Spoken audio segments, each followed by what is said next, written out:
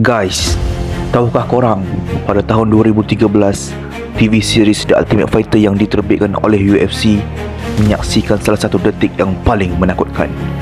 Dalam musim itu, Uriah Hall mencipta kemenangan luar biasa apabila menewaskan Adam Cella dengan spinning hook kick yang sangat cantik yang menyebabkan lawannya langsung tidur. Pada awalnya Hall meraihkan kemenangan itu dengan penuh semangat.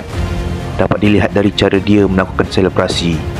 Namun, suasana berubah menjadi sunyi dan suram apabila Cella masih terbaring di atas kanvas, dikelilingi oleh pasukan berubatan.